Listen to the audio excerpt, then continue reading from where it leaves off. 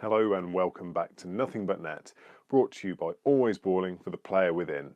I'm Mike Miller and we're just 14 days away from the 2018 NBA playoffs. Cannot wait. Starts the 14th of April and the finals start 31st of May. We're in the business end of the season.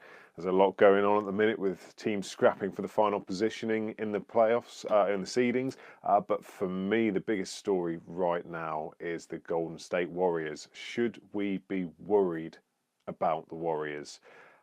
They're locked up in the second seed. There's nothing they can do about that. They're not going to slip any further, but they have suffered from a deluge of injuries this year, particularly the last couple of months. We've had all of the big four have been out. Clay, KD, of course, Steph and Draymond have all been out for various different ailments. And right now, they're suffering. They're suffering a bit. They're 10-7 since the All-Star break. They're still on pace if they carry on with their general season winning record for 59 wins. But it's the lowest win total we'll see from a Warriors outfit since 2014. It's a significant drop off from the past 3 years, and there's been a lot of talk all season about it, whether they've been up for it or not. And it's been clear that they haven't been engaged at times. But this is different. This is health, and we know how important health is to a team's playoff success chances. If we look back at the finals 2 years ago when Cleveland won, snatching victory from the jaws of defeat, coming back from 3-1, are we allowed to mention that yet? They had the winningest season in history that year with an amazing 73-9, beating the 95-96 Bulls 72-10 record. But the finals, yes, they came back from 3-1, the Cavs. Yes, it's a huge thing for LeBron to have taken a title back to Cleveland. Kyrie hit an amazing shot in Game 7. But there's not an asterisk. I wouldn't go that far. But this is where health and how important it is for teams to be at full health. Iguodala had a back injury. Steph was still recovering from a right MCL injury. And there will always be that part of it that's just the what if. Could the Cavs have beaten the full-strength Warriors? And, of course, everyone wants to see the full-strength Warriors. Even if you don't want to see the Warriors win, if you don't want to see them at full strength, then I would question many things about you, because if you are the team, if you might want to beat the Warriors. If you are that team, don't you want to beat them at full strength? Don't you want to beat them at their best rather than have they didn't have Steph, they didn't have whoever. So we know, you know what I'm saying? So Steph's definitely out for the first round, according to Coach Kerr. Sprained MCL in his right knee this time. It's not good for a guy who relies on his lateral quickness, his ball handling ability, and everything else like that. To suffer an injury and a setback to a lower limb.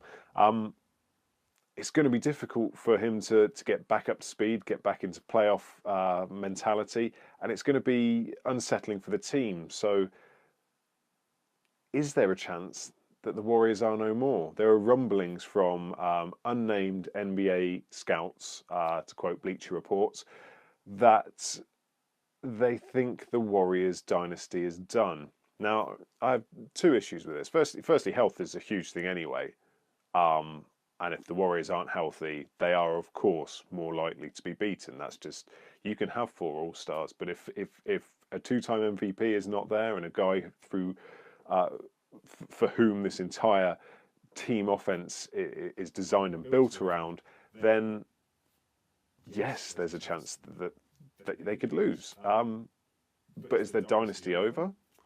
They're still a pretty young team. In terms of their core players, sort of getting to peak ages now. And there's no reason why they couldn't continue this next year, in my mind. I'm not writing off this year at all. I still think they're an absolute threat, even if they've got everyone bar Steph missing, because that's still an impressive team. And we've yet to see how far KD could carry them on his shoulders. He did pretty well in OKC, remember? And I think Draymond and Clay are probably a better duo to add to him than Russ and Steven Adams. And I say that loving Steven Adams as an impact player who does all the dirty work and isn't really a marquee shining star. That's no disrespect either. Team-wise, let's call it team-wise, this is a better team setting for him. Of course, momentum is a huge thing going into the playoffs, and 10-7 is not great momentum. If you look to their the number 1 seed in the West, who have put together, I think they had an 18-win streak recently, and now they're on an 11-game win streak. They're cooking. You don't want to be hitting that in the playoffs. If you're the opponent, they're the kind of guys you want to avoid, and fortunately, they will avoid them until the Western Conference Finals, which, come on, reseed the playoffs. That should be the finals. If it's a full health Warriors, that should be the finals. Could this be the end of the dynasty? Dynasty? Depends where you're from. I don't think it is. But is it even a dynasty yet?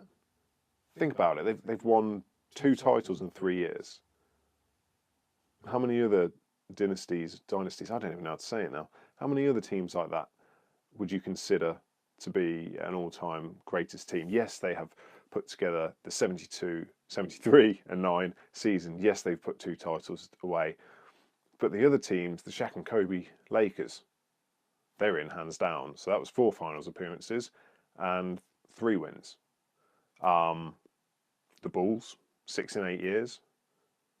The Celtics, obviously, you could take the 80s, you could take the 60s, take the 50s, take most eras, they're in there. The Lakers have been in there a couple of times. Is this the sort of territory we're now looking at for this team? Are they that good? I think they could be. I absolutely think if they're at full health, they'll win it this year. They are unstoppable when they click. And that would put them in amongst the all-time greats. They've already put together 2 67-win seasons to go with that 73 season. They've played almost, one season they didn't play 100 games because they were too damn good to go through that many losses in the playoffs. But for the past 3 years, they've averaged 100 games a year. They are tired. They're also, in my opinion, complacent. They've been the best for so long. Why? What do they need to prove? What's left to prove? Nothing. But in my mind, there is still something to prove, and that is where they belong in the all-time greatest teams ever. Because when this team plays and when this team moves the ball, they are absolutely, hands down, one of the greatest teams I have ever seen. And it makes me a little bit sad that these injuries, this decimation, has caused people to already sort of start writing these guys off as if just, a quick flash in the pan, no substance in terms of longevity. I mean, no one's expecting them to put together a Tim Duncan Spurs sort of era or anything like that. But it would be a big loss to the game, I think, if the Warriors fell so quickly. I don't think it's going to happen, but I'd love to hear what you guys are thinking on this one. Are they done now? This is absolutely the time that Houston needs to sort of capitalise on the Warriors' weakness. But if the Warriors aren't at full health, I'm going to put a little asterisk right there. That's it for this week. Let me know your thoughts. Big thank you to everyone who got in touch with me after the last episode and who watched that. That was great to hear all the different opinions on the Raptors. Make sure you check out alwaysballin.com and use the code NOTHINGBUTNET for 10% off your orders. And make sure you follow us on Instagram, Facebook, and Twitter at NothingButNetBB. I'll see you next time. 1 week away from the playoffs, it'll be then. Almost go time. See you later.